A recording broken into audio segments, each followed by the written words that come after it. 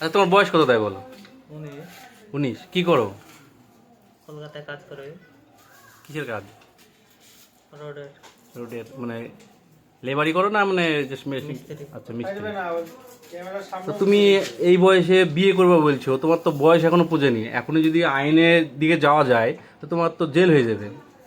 তাতে তোমার মানে পরিবার কি সম্মানিত হবে না অসম্মানিত হবে বলো? ধরো তুমি যদি এখনই জেলে যাও তো তোমার মা কান্নাকাটি করবে, তোমার আব্বা 5টা যখন লোকের কাছে যাবে লজ্জা পাবে। তো এই জিনিসটা কি ভালো হবে? ভালো তো হবে না। তাহলে তুমি এই কাজ করছো কেন?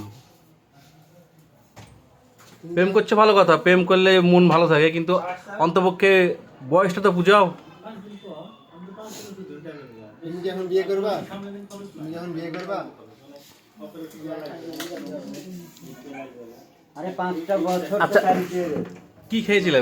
সার আর কি? জলের বোতল বাজে না তো স্যার। আর শ্যাম্পু?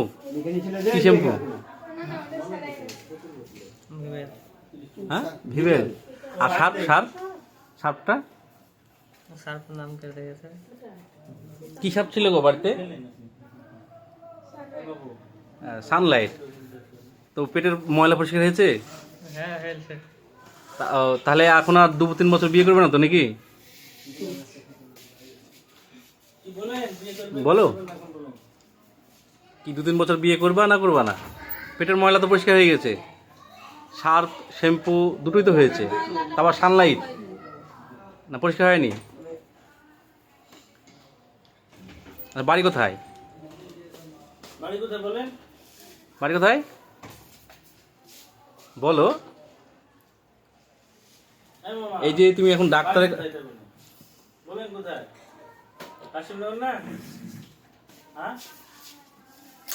এই যে ডাক্তার সাহেবের কাছে যে এসেছো, এসে যে ট্রিটমেন্ট করছো, মানে এই জিনিসটা ভালো লাগছে?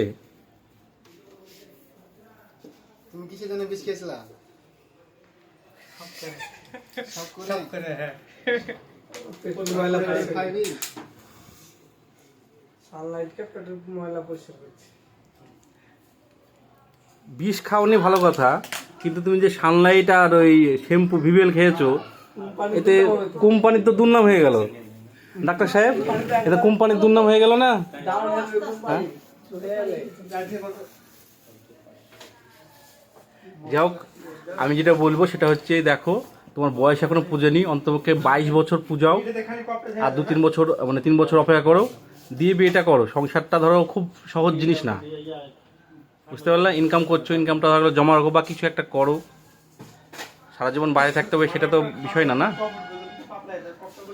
তাকাও একটু ভালো করে, তাকাও, ছবিটা তুলি ভালো করে। তাকাও।